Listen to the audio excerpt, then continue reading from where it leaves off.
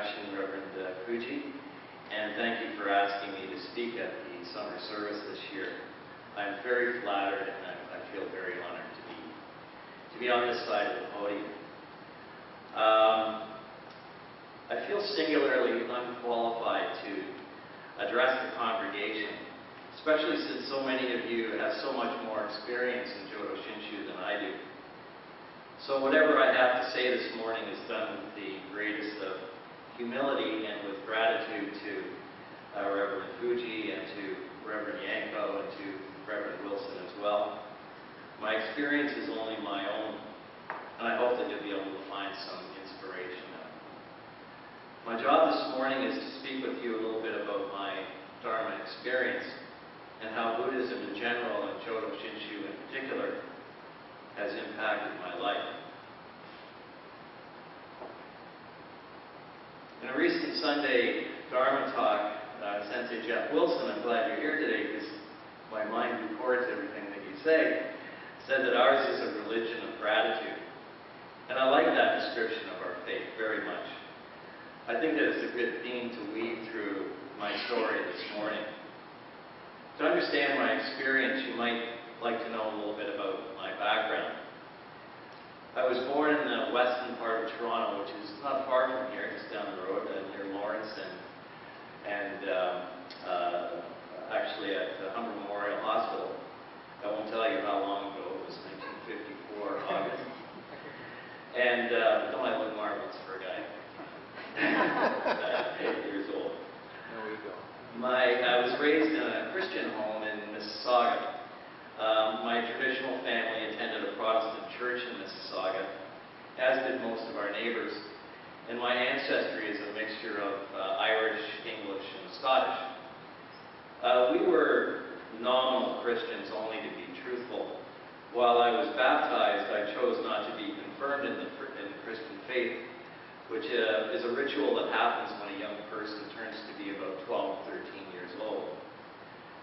I was glad I was given the choice, actually. As such, I lived my life pretty much apart from religion, per se, although I did always believe in what I believed to be the teachings of Jesus, and I'd always believed in God. My mother, however, was a person of deep faith, and even though she rarely attended church, I think she taught me the gentle side of Christianity, one which the modern media tends to like to ignore. Her faith helped her deal with many of life's difficulties, and she had many, the severity of which I didn't really appreciate until she died in December of 2005. I lived my life pretty much like most of us, spending 30 years in corporate Canada, climbing the corporate ladder and paying the mortgage. But corporate Canada began to wear me down, and there was a growing sense of unhappiness and unease deep inside me. Like many of us who get past the age of 50, I know there's only 2 or 3 of us in the crowd that are over 50. You'll all get there. I began to wonder what life was all about and what my purpose was on this planet. So I became a spiritual seeker. My first instinct was to return to the United Church, but my encounters there were really very unsatisfying. On the advice of a family friend, I began to read about Eastern religions and philosophies, notably Taoism. And I was attracted to many of the aspects of Taoism and the Tao Te Ching in particular. My research in turn led me to the beautiful and ancient religion or philosophy of Buddhism. I started reading about the life of the Buddha and the basic teachings and about the practice of meditation. I couldn't get enough of it. Like so many other spiritual seekers, I initially thought Buddhists all shaved their heads and wore orange robes and refused to eat meat. I also wondered how in the world I could ever find the time, the ability, or discipline to retire to a hermitage in the Himalayas, live on rice, wrap myself into the lotus position. Can you imagine me wrapping myself into the lotus position? And meditate for 10 years in order to find enlightenment. The whole idea was completely overwhelming. But I persevered, visited a number of temples, and for an outsider, temples are hard to find. And I found a couple of meditation practitioners, but still I was unhappy and unsatisfied. In the meantime, I decided to abandon my career in corporate Canada. I was becoming quite ill, and shortly after I left work, I became very ill indeed.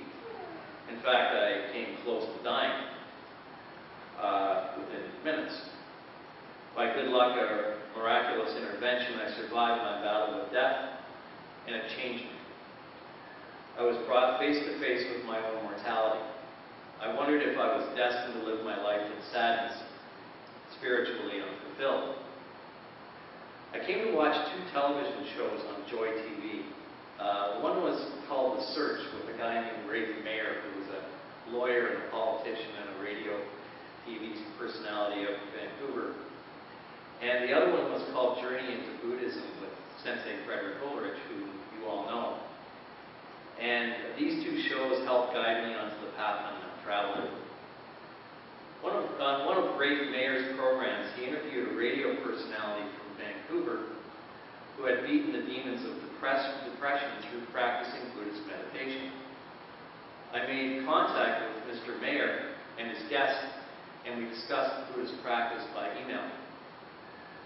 I was subsequently glued to Sensei Ulrich's program about Buddhism, and was so very impressed that when he mentioned that he was a member of the Jodo Shinshu faith, I immediately searched the internet for the nearest temple. And that's what led me to the doors of this place. Coming here was nerve-wracking. Even for a spiritual seeker, it's difficult to walk through those doors. One never knows when one's walking into the middle of a cult. But it's to the credit of this temple that people like Larry and Amy Wakisaka were here to make me feel comfortable during my first visit. That day I met Dennis and Martin and Pauline and Toivo and Hayashi Sensei and Fuji Sensei, and my nerves settled down quickly because they're such good people and they made me feel so welcome to be here. So for that I'm very grateful. I admit that I jumped into the temple with both feet, wanting to learn as much as possible about the tradition as quickly as possible. In retrospect, I likely ought to have gone a little slower, but I felt you guys had something special here, something I wanted to be a part of. I continued to read furiously, and as much as I possibly could. I enrolled in the Jodo Shinshu correspondence course. I incidentally just submitted my last essay in July and got the okay, so I'm through that, and it's been a fantastic experience. The more I read, the more I felt there was to learn. It was as if an entire universe was unfolding in front of my eyes. I still feel that way, right to this moment. To me, the Dharma is like trying to count the stars in the sky. It's frightening and it's awesome all at the same time. I cannot, with all truth, I cannot get enough of it. Every morning, I wake up, I read from this, and it really starts my day beautifully. I clearly remember one morning sitting quietly by myself in one of the back rows during Shosuke service. The Hondo was full, and there was a particularly beautiful chant was being, sometimes you feel this when sometimes the chant is just fantastic, and that was one of those days. And a warm feeling came over me. I can still feel it from the top of my head down to my toes. I'll never forget it. I knew that I was home. It was remarkable that some months later, Makino Sensei was standing right here, and he alluded to that feeling when he described our rebirth in the Pure Land. It was a feeling that I cannot adequately describe, and it goes beyond intellect. I felt it here in my heart. And so, I knew that this is where I would find my spiritual self-actualization. I think that I have been grasped by Amida Buddha, never to be abandoned. Since that day, I've carved time out of every single day to contemplate, to meditate, and to express my gratitude.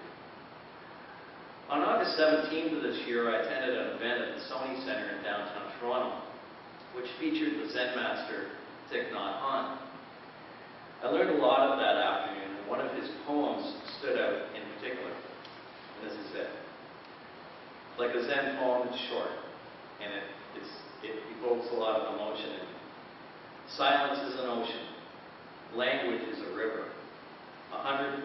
inside saying, that's enough for now. When the ocean calls you, don't go to the river. Listen to the ocean. That's enough for now. That poem speaks to me about how we cannot intellectualize our spiritual journey. While even the Buddha challenged us to use reason and to see reality, I think satisfaction transcends the intellect, spiritual satisfaction. I think we need to feel it in our hearts. Last year I declared my affirmation to be a follower of Jodo Shinshu and to live according to the teachings of the Buddha. It was really a happy day for me. That was in November. My Buddhist teachers and mentors have taught me a great deal. It's impossible for me to list all the ways, but here are a few. I'm grateful that I've never been asked to renounce my Christian heritage. That was a fear that I had that has never transpired. Out of respect for my parents and my grandparents, I would not have been comfortable rejecting the faith that had brought comfort to them. In fact, Buddhism has brought me a better appreciation for the teachings of Jesus Christ, and I view them through an entirely different lens now. I'm pleased that one of the tenets of Buddhism is to respect the faith systems of others, as long as they bring benefit to those who are suffering. My mind is more settled, more serene, more certain now, and for that I'm grateful. Meditation helps me to achieve this, and I know that we treat that as a sundry practice here in our faith system, but I choose to use it, and it's beneficial to me. It helps me to clear my mind and to better deal with my thoughts and reactions.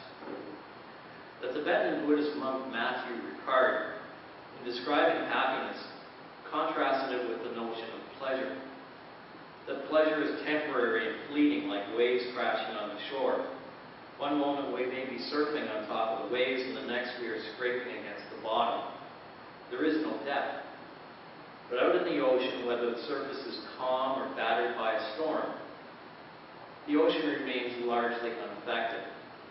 Happiness, similarly, is deep and enduring, and it can remain with us even during times of grief and pain. Happiness is, as Ricard put it, a deep sense of serenity and fulfillment. Any fear of death that I might have had has vanished now, and Thich Nhat Hanh calls the fear of death the greatest fear that we have as human beings, and I agree with him. The prospect of some form of life after death is a funny thing. I know what I'd like my fate to be. I know exactly what I'd like it to be. But I'm comfortable that my actual fate is out of my hands. I have faith that Amida Buddha will take care of all those details for me. Although I'll admit that I would miss being with my children most of all. I'm comforted in the knowledge that I will be with them forever. And for me to be with them, all they have to do is ask. I understand better now what the sages meant when they spoke of everlasting life, and for that I'm grateful. I discovered what it meant one day. It's funny how these little moments of insight come to you when your mind is open. And I was sitting in the snack area of eating something terribly unhealthy at our local Costco in Ajax. And I saw a father with his two sons, and it was absolutely unmistakable. They had a non-traditional sort of look to them, you know. And it was absolutely unmistakable who those parents were. The sons were the spitting image of their father. It was like two little beanies running around. Suddenly the impact that we have either genetically or through influence and through karma upon those around us became plain to me right at that moment. I appreciate my interconnectedness with all phenomena in the universe now, and for that I'm infinitely grateful. I better understand the law of nature that we call karma now, and appreciate how it impacts the lives of all of those around me, and how compassion rather than foolishness must guide me. And for that I'm grateful. I understand the virtue of forgiveness now. When you lose two parents and you encounter some of the unseen history of your family, forgiveness becomes a big issue. But I understand it now. And for that I'm grateful. This helped me to resolve some of the issues I had suffered in my own family's life. I relate to my own children in a less judgmental way, and I'm able to guide them in a more rational way. for that I'm grateful. If there's one criticism I have about Christianity, is that it talks about good and bad a lot. It's a dualistic sort of religion, at least the way it's been presented to me. So if you do good, you get rewarded, and you go to heaven. If you do bad, you go to hell. But Buddhism is not like that. We're all going to go to the Pure Land, and I like the fact that Amida Buddha's compassion reaches out to those who are even more wrapped in karma than we are in this room. And so the way I relate this to my children, I speak to them in terms of risk issues rather than good and bad. Don't do that, it's bad. Don't do this, or do this, it's good. Rather, I say, weigh the pros and the cons. See what is the risky one that might cause other people harm or yourself harm, and don't do that. It's a more rational way, I think, of relating to my children. I find that very helpful. I've spoken about open-mindedness, and my mind has been open now. So many wonderful dharmas and ideas have come to me, have opened themselves up to me. I've been receptive to them, and for that I'm grateful. I better understand my place in the universe now, and for that I'm grateful. I better understand the value of human life, and for that I'm grateful. That one is the value of human life, the most precious gift that we have. I see somebody's pregnant over here. It's just so fantastic that more human life and loved human life is being brought into the world. I accept my own shortcomings even while I'm working every day to try to improve myself. Finally, this morning I was reading the letters of Renyo, as I often do, and it was the letters of Summer. There's 5 of them. And in the letters of Summer, he's very human. He shows his anger that people, you're not listening to me. Why don't you speak back to me? Why don't you, you're sitting here because of your image and stuff like that. I love this. That Master Renyo wasn't even perfect. Master Shonin wasn't perfect. So it's okay for me to be imperfect, as long as I try. And that's good for me. In deep meditation, I'm able to catch glimpses, however fleeting, of what the Buddha meant, as if I'm closer to his thoughts, and for that I'm grateful. And I know now that